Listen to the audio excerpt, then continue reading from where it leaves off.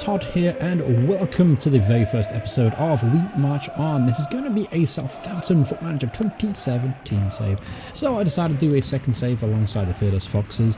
One season challenge, just to see out the rest of Foot Manager 2017. And I've actually never managed Southampton in the last couple of versions, actually, to be honest with you, and they are my favourite team, so I thought, why not? This is a better way to end our time with Foot Manager 2017.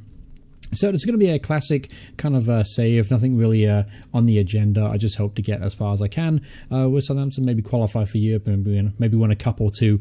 We'll have to see what happens. Again, I haven't got many weeks left till Foot Manager 2018 comes out, so again, I'm not quite sure how much I'll achieve, but then again, it should be a pretty fun save nevertheless. So let's go take a look at the squad that I've inherited. Now, I'm using a database that I found on fmscout.com. I'll put a link for that database in the description below if you want to give it a go for yourself. So this was the transfers as of August 22nd, but it's not all of them. It's missing a few of them, and one in particular is a centre-half that we signed from Lazio, which is Wesley Hote. Now, he was signed for about 15 to 16 million pounds, I believe, and he was brought in with the mind that Van Dijk will probably leave. He's a Dutch centre-half, very talented player. And as you can see, he is not in this first team squad, so we're gonna have to go on without him there. So it is what it is. Maybe I will be able to sign him. I've got quite a bit of money to spend, and a centre half is potentially what I'm looking to bring in. So anyway, let's get to the task at hand. Let's talk about some of the key players in the squad itself. Now, I'm sure a lot of you are familiar with Southampton's team, especially one player, which is Virgil van Dijk. He's a very much sought-after centre-half in the world right now. Obviously, the likes of Arsenal, Chelsea, Man City, and in particular, Liverpool are trying to sign him. Now, he's a very, very talented centre-half, can play basically anything you ask him to do at the back, and he's just very well-rounded. He's an excellent centre-half, and I'm sure he'll go for lots of money in real life. The fee has been talked about is 60 to 70 million pounds, which is a lot of money. Then we have Safani Boufal. Now, he's a bit of an enigma, to be honest with you. He sometimes he flashes brilliance, but then again, other times he looks utter garbage, and it's probably because he is on the smaller side. He's not very strong, and he kind of gets pushed off the ball a little bit too easy. But as far as technical and creative ability goes, Boufal is definitely one of the most creative players in the squad. Then we have a new player, Mario Lemina, who was signed for a club record fee from Juventus. Now, he is a quality Roman playmaker. I'm going to try and utilize him and this season to the best of our ability. The Gabonese international can play numerous positions, as you can see here. Primarily going to play in the middle of midfield, and I'm hoping to really use him this season. And he's got a really good trait which I like to have, which is get into opposition area, which means he likes to bomb forward, and hopefully he'll score a few goals for us. Then we have another very good centre midfielder, Oriol Romeo, who actually won the Player of the Year at Southampton last year. He can play centre half as well as centre midfield. Now, he's just a very rock solid centre midfielder, a very, very important player in the team, helps protect the back line and breaks up opposition attacks. Then we have Jordi Clasie. Now, he's had a bit of a rough start to his time at Southampton thus far, hasn't kind of in and out of the team, a few injuries here and there, but he's a talented player nevertheless. As you can see from his mental attributes right here, it's pretty outstanding. It's almost world class if you look at kind of the attributes that he has on show. Technical ability is also pretty good. What he lacks, though, is in the physical side of things. So I'm hoping we can protect him with Romeo next to him in midfield.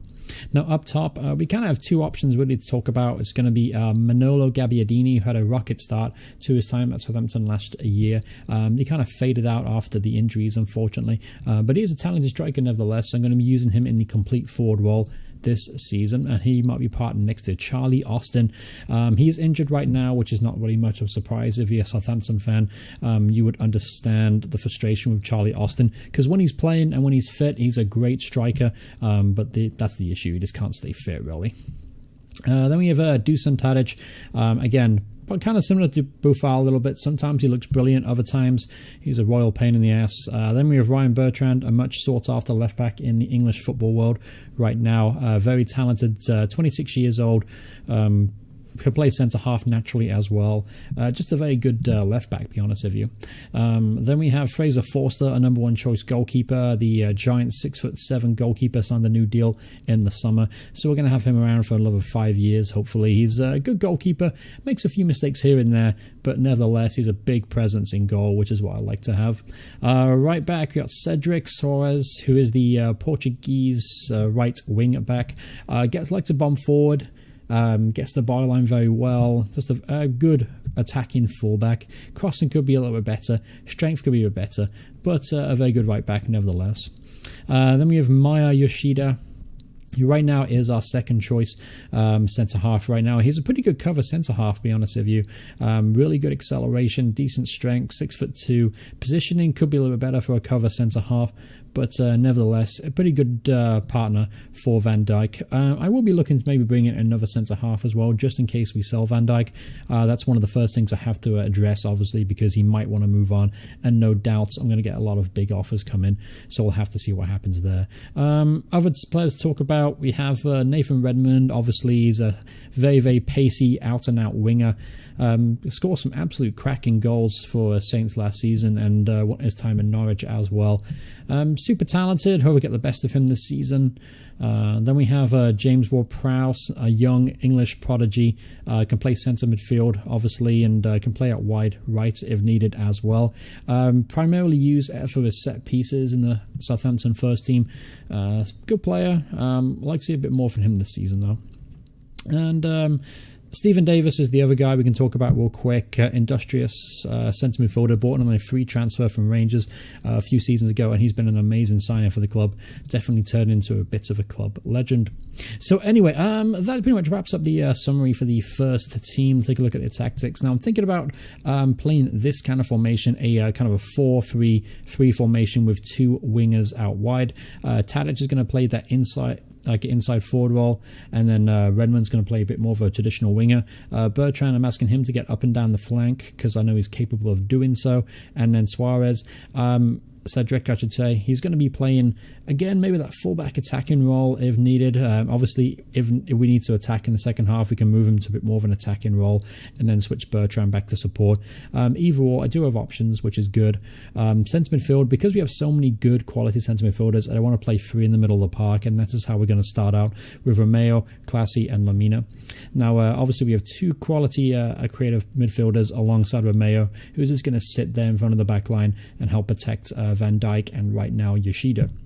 Then up top, it'll be Gabbiadini to start the season out as a complete forward. But if Charlie Austin comes back, he'll obviously challenge for that first team spot. And obviously, we don't have many strikers to pick from anyway. It's pretty much between Gabbiadini, Charlie Austin, and Shane Long. So if we, again, if we find another striker that's going to be reasonable priced, I may try and bring him in. But as of right now, we've only got really 3 strikers to choose from, and I decided to go with 1 up top, and that's going to be Gabbiadini.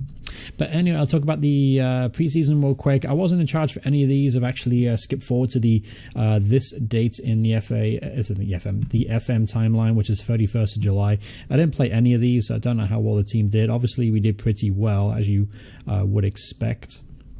Pretty much won every single thing, and then we go up against Real Betis next up in a couple of days' time, and then against Real Vallecano, and then we open up at home to Arsenal in the Premier League, followed by West Brom. So the way that I'm going to do these episodes for the save is I'm pretty much going to play some of the major games that might pique your interest. Obviously, Arsenal, no disrespect to West Brom, but there's probably not a lot of West Brom fans are going to watch this. So the first game will be up against Arsenal. Then we'll do an episode against Chelsea and Liverpool. Then we'll probably do Manchester United, Man City, Tottenham. You get the gist of things. So any major kind of things that happen, we'll do an episode for that one. And yeah, I mean, that's pretty much it. My ambition for the season right now is going to be try and finish in the top 7 to 8 of the table. I think we have the capability to do so, and obviously we get a cup run, that'd be great as well. I would like to win a trophy in the first season in charge. As you can see from the preview, we predict to finish 9th in the table. If we go by key players, we have obviously 2 players for each team. It'll be Van Dijk and Forster. Neither though are going to be in the top 11 in the Premier League, so that's not really a surprise there. Surprised Van Dijk isn't in there, to be honest with you. I rate him a little bit more highly than Alderweireld and company, but maybe I'm just got my Homer glasses on. Who knows?